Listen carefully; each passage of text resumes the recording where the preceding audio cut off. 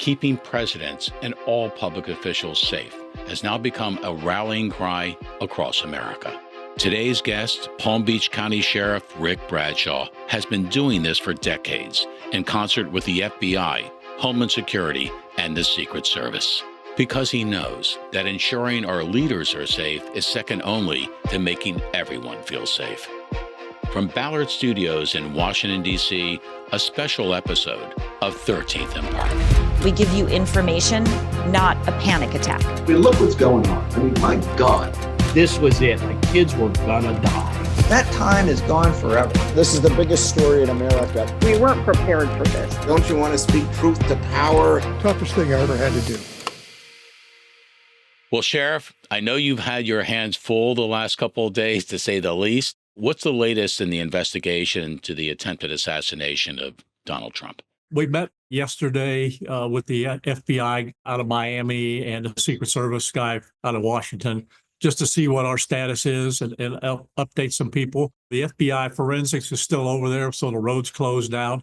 They should be done today because they've got just about everything out of there they need to, and shipped some things like the gun and the backpack and stuff up to Quantico to their lab up there. The suspect was in our jail. He went to first appearance at the federal courthouse. Now he's in a federal facility north of here. And they're just trying to put the pieces of the puzzle together. I mean, this guy has got a pretty robust social media thing where he's been on several sites. So they're going through that. We don't think he was staying anywhere. He might have been living out of the car. He's pretty much all over the place. I remember reading in the last day or so that on his rap sheet was a charge in North Carolina for possessing a weapon of mass destruction. You start reading stuff like that, Sheriff, it gets your attention. Yeah, he had a fully operational machine gun, which you're not allowed to have, that's for sure. If you look on his website, some things, he's talking about recruiting people to fight all over the world. His picture is in camo with a body armor on. I mean, I can't believe he only got like 12 months in jail for the firearms thing. That's ridiculous. Hopefully he's going to get nicked on a lot of other stuff. So when you got the first call, so to speak, that something was happening, do you go like into autopilot? You know exactly, Sheriff, kind of where you need to go and quickly because of all your experience and your background in law enforcement and in your interface with Homeland Security, the Secret Service.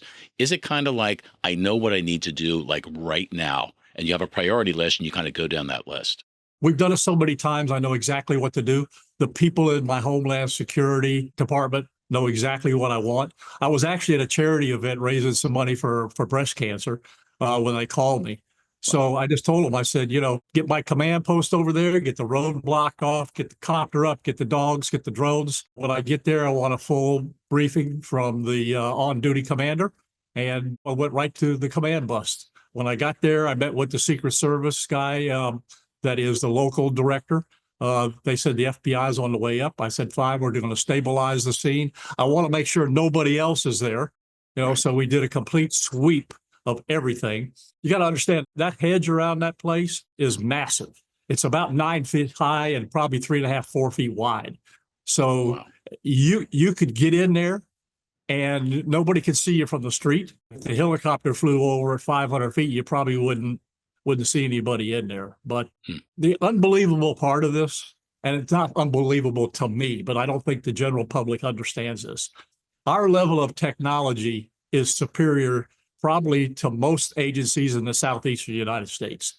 As soon as we got that tag number, and this citizen that took this picture of the car, the tag number, we're going to make sure that we reward him somehow, because that is exactly what we want people to do. You don't have to get engaged, but give us information. As soon as we got that, I gave it to my real-time crime center. They were able to put it into every license tag reader that I have out there, and I got them all over the place. And then we put the BOLO out, be on the lookout. Well, one of my SWAT guys who lives up in Martin County was on the way up 95. He spotted the car before it even hit the license tag reader, right? Wow. And he started following it, and then it hit the license tag reader at mile marker 91 going into Martin County. We called Martin County, and then you saw the rest. They got the traffic stop. Then what we did, just to make sure, we put the witness in the helicopter, flew him up there, got him out, and he pointed the guy out, says, that's him. Wow. Yes. This could have been anyone. They happen to be in the right place at maybe the right time, we'll say, and suddenly they're in a helicopter going up to Martin County from Palm Beach to identify the suspect. That's amazing. Yeah.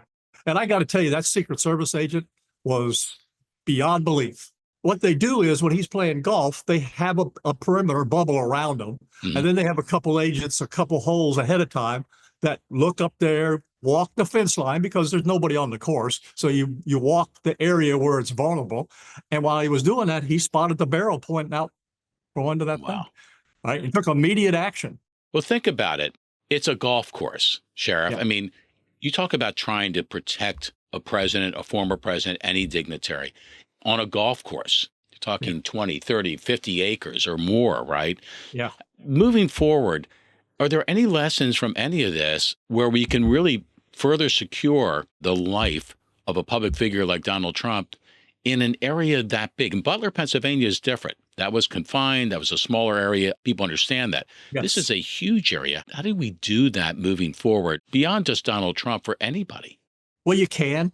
And when I say that, let me qualify it. First of all, I don't determine what the level of security is. That's Secret Service, right? They say, this is what we're going to do, and here's what we need from you. It's like I'm doing at Mar-a-Lago right now. That place is sealed off. Nobody can get in there. He's at the presidential level, just like he was when he was president. This happened to be one of those deals where he walked out over at Mar-a-Lago, took a look at the weather and says, you know what, I want to play some golf. It's what they call OTR, off the record. It happened instantaneously. So Secret Service put together a real quick ops plan, called us and says, hey, we're going over there, going to play golf for a little bit. You know, we need some of your people with us because when he goes anywhere, and including at Mar-a-Lago, we're constantly in contact with Secret Service. Not like Butler, where there's no communication. They know what we know what they know instantaneously. So they took them over there and they did the inner perimeter with the two guys ahead of time. Now, having said that, you know, if this was like a regularly scheduled thing and there was a lot more time to prepare and everything, they might have done a dog sweep around the perimeter, which would have paid off, but it's their call. I can't independently make judgments on what we want to do because it's their call, their plan, and we don't want to get in conflict with what they think is going on. So we just react to what they want us to do. Now, the Palm Beach Sheriff's Office has now a long tradition of interface with the FBI and Homeland Security and other federal authorities. Is the office, in a way, a role model for other law enforcement agencies that also, when someone like a Donald Trump or a Kamala Harris or other dignitaries come in, could really learn from? And what would they learn? We're really good at what we do at Homeland Security. 10 years ago, when the governor appointed me to be the chairman, he says it's a 2-year commitment. That was 10 years ago because they keep coming back each time and saying, hey, you guys are so good. Your technology is so great.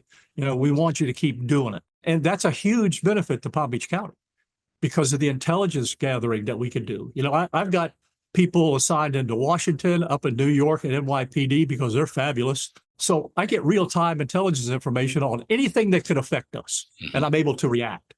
But the resources that I can bring to bear are incredible. I can reach out to 130 agencies if I have to within this group. You got to realize we've handled some massive operations. When the president of China came here to visit Donald Trump, we had 2 separate locations. We had about 2,000 protesters. We had to get him over to Trump. The wives wanted to do something. It was a very, very large logistical operation, and we pulled it off without a hitch. One thing apparently that has been reported is President Trump called you. He did. And thanked you for your bravery and for those that are in the department. You have a very good relationship with President Trump and his family, as much as you have a good relationship with leaders on the other side of the aisle. Should America revisit the question, Sheriff, of the partisanship nature of elected law enforcement officials like you, that it should never be partisan. It should all be about protecting lives, whoever is on the line. Absolutely. You know, my first 4 elections were nonpartisan. And then the Supreme Court of Florida had a case in front of them, and they said, no, because you're a constitutional officer, you have to declare a party, and then you have to have a primary, and then you have to have a general election. That's ridiculous. I mean, fortunately for me, because I had 4 elections of nonpartisan, both sides of the aisle trust me. Both sides of the aisle think that I'm doing a good job. And they know that even today, regardless of what party I had to choose, I make decisions based on what's best for them. I make decisions on their safety, and I could care less whether you're a Republican, Democrat, Independent. I don't even think about it. Doesn't even enter my mind. So, Sheriff, what is your read on the state of law enforcement today in the country? I mean, what are the biggest challenges, and how are you trying to go after addressing some of those challenges? Yeah, it's kind of regional. There's different problems in the Northeast and the Northwest, in the Southeastern United States. They're all different challenges, but there's a common theme in there. First of all, drugs, gangs, and the gangs are going to get worse because you got these Venezuelan gangs that are coming in. We've actually determined there's one in Miami that we're going to start watching because they'll move north. There's no doubt. They don't care where they're at. So the combination of those two, and you don't know what kind of bad guys have gotten through the border. You know the ones that throw up their hands, here I am, but the gotaways, there's like 5 million of those. Those are the bad guys that don't want to get involved with Border Patrol. They don't want to get caught because they're gang members, they're cartel members, they're bringing drugs and guns over here. And we had 2 cases here where young females were assaulted by Guatemalan immigrants that came through Mexico. So there's no such thing as it only happens on the border, because these people are spread out all over the United States. If the border does not get controlled in some form or fashion, and this is going to get out of control. The FBI director, he said it very succinctly. It's not a matter of if, it's a matter of when something will happen. Well, that case you just alluded to, I remember reading about it. The Palm Beach County Sheriff's Office arrested these 3 men. Spokesperson for the Sheriff's Office says all 3 are undocumented immigrants from Guatemala. The Sheriff's Office says they forced a woman into a car, then committed sexual battery on her at 2 different locations before the woman escaped, then flagged a passerby nearby for help. Was that like a wake-up call for a lot of people that we have to take this border control issue seriously? Oh, absolutely. Absolutely. We were fortunate to apprehend them because she was able to escape. Otherwise, they probably would have killed her. But look, you can look around the United States, whether it's the Lakin woman or other people, you've seen case after case after case of these things happening, and it's an illegal alien. And most of the time you look at their background, they've been arrested or even wanted. I mean, when they say they vetted people at the border, I start laughing. Yeah. And the reason I do is, what information are you going to get from the country they're coming from? They don't have a network like ours where they have this information compiled. So they're not really vetting anybody. They're getting the information. But time after time, you see them go back to try to get somebody that came through the border because they get further information. So this is like having a water leak in your house, and there's water all over the place. And you try to start mopping it up. Well, you don't start mopping it up until you stop the leak. Right. We have to stop the leak at the border before we can start cleaning up the mess. Well, Sheriff, I know that the country wants to thank you and everyone else in law enforcement, State Attorney Ehrenberg, the FBI, everybody who came quickly around what could have been a horrendous event. You do this every day, you and the people you serve with, and making people feel safe in a world that's grown less safe. Thank you. And my conversation that I had with the Secret Service director before he left, I said, look, I promise you, I will give you every resource available that the sheriff's office has. All you have to do is ask me.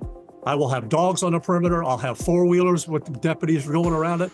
You just tell me this is what you need, and I will provide it. That's my promise to you, the Secret Service, and any dignitary that comes here. Sheriff, I know they appreciate it. We all do. Take care of yourself. Hope to have you back on the show sometime soon. Absolutely. Thank you, Adam.